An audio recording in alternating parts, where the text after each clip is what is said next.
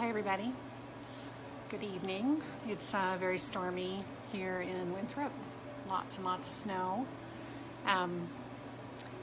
Tonight's topic is about blame, and for all of you who've been listening for a few days, we've been talking about forgiveness, topics of what I needed to forgive myself for, and maybe you have your own list.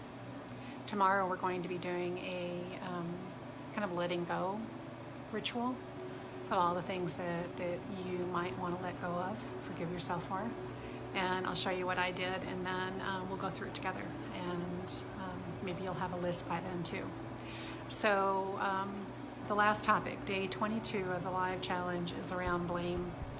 And I certainly had my fair share of blaming other people for things that had happened to me.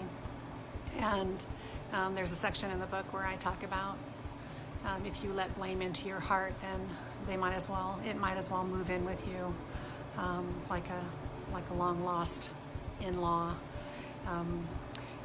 It's a very insidious creature, especially if you spend a lot of your thoughts or a lot of your time thinking about things to blame others for, to blame yourself for. So it was a biggie for me to get over blame.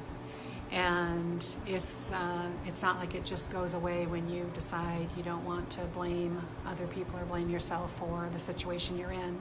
It takes a lot of practice, and I still have to practice all the time. The things that I blamed myself for was taking too long to, act on the wake-up call, spending another couple of years in a toxic environment, a very stressful work environment that continued to impact my health, my life, the lives of our children, my husband.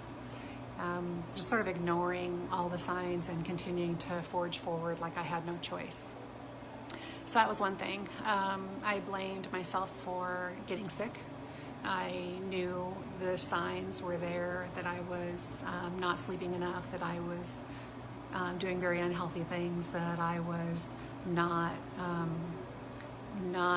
impacting the stress that I was under. So I wasn't doing anything to change the amount of stress that I was exposing myself to.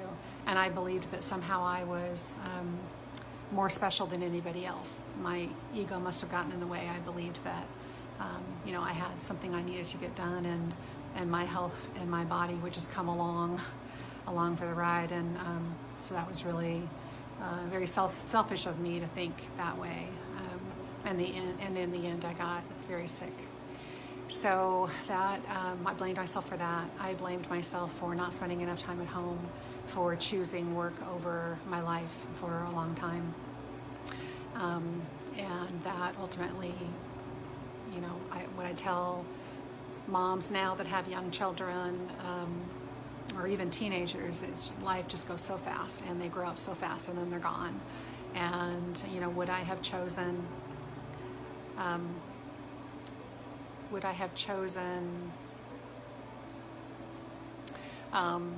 something else over this if I had it to do over again? And I'm not so sure. I might have changed things, but we don't have a crystal ball, and we also can't go back. So what I ended up doing at the end of the year was just finally making a decision to be brave and to walk out of that stressful life and that job, and trust that I was going to be able to make it out here. So what I do know is already my health is better, I feel better, I'm happier, I sleep better. So all those things were for the right reasons. But blame is tough. I blamed other people. I blamed Phil for quitting his job, and then keeping the stress on me, and that's a silly thing, because in the end, even then, I had a choice that I could have quit too. And so letting go of all of that is pretty important.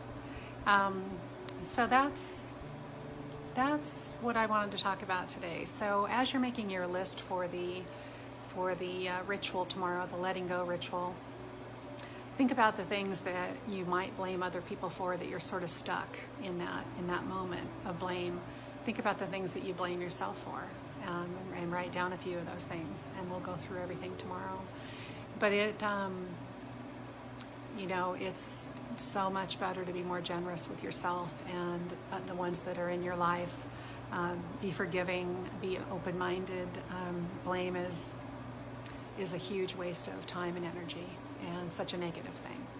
So I try really hard now to be grateful for what I have, to spend every day writing things down that I'm grateful for.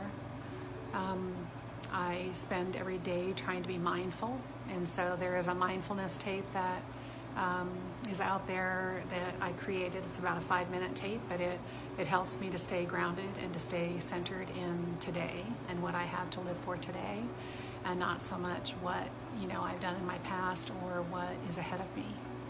And so that's a very helpful thing as well. So that's today, day 22 of live, all about blame, and that's all I have to say about that. Tomorrow, day 23, we're going to go through the ritual. All right, everybody, have a great evening.